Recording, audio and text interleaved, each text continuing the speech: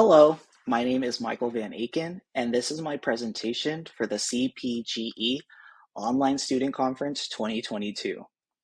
I'm here today to present my project, Information Sent, Learning to Answer Reference by Mail Letters to Incarcerated Individuals.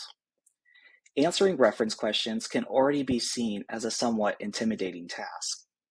Imagine now that you have to answer reference questions from individuals whose livelihood may depend on the information received.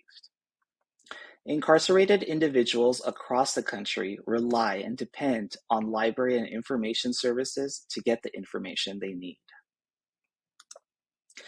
Library services to the incarcerated is documented in two ALA documents: the ALA Statement on Library Services to the Incarcerated and Detained, and the ALA's Prisoner's Right to Read, an interpretation of the Library Bill of Rights.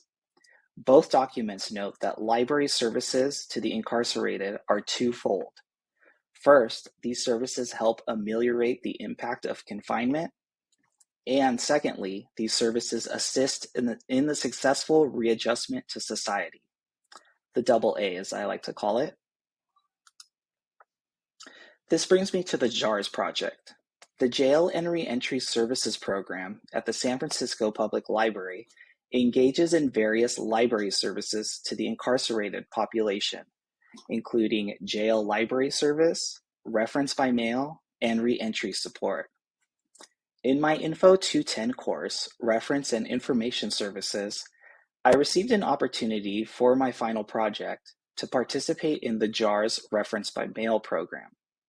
The program, led by two San Francisco Public Library librarians, consisted of me receiving real reference letters from incarcerated individuals within the Western United States. I would first receive a scanned version of the letter, research the reference questions in the letter, and submit a rough draft for the librarians to review. After any needed corrections, I would then compose my final draft, which included a cover letter and my responses.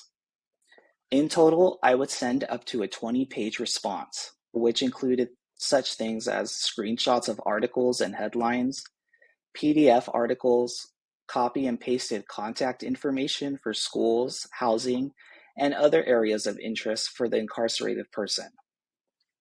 Programs such as JARS basically serve three purposes.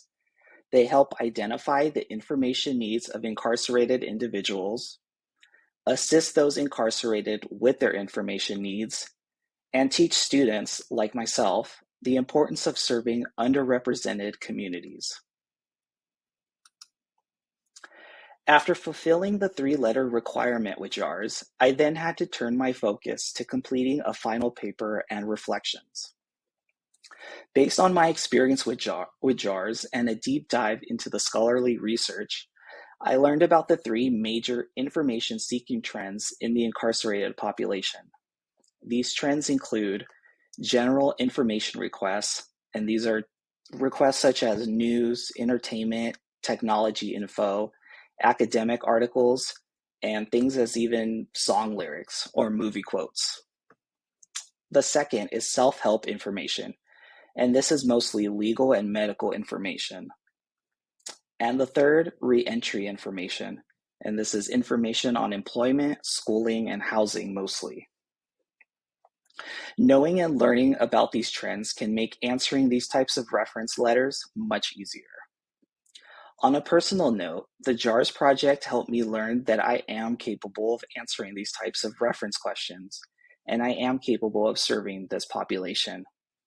If I wanted to, jail and reentry services is an avenue I can take in my career. Finally, the JARS program was also a rewarding experience that helped me further see the importance of equity, diversity, and inclusion work in the ILS field. If the JARS program helped me discover these things, it can help anyone in the ILS field as well. These are some of my references that I used in this presentation and in my final paper. These include the two ALA documents and a few scholarly articles. There is also a link to the San Francisco Public Library's Jail and Reentry Services webpage. I hope this presentation was insightful, and thank you for watching.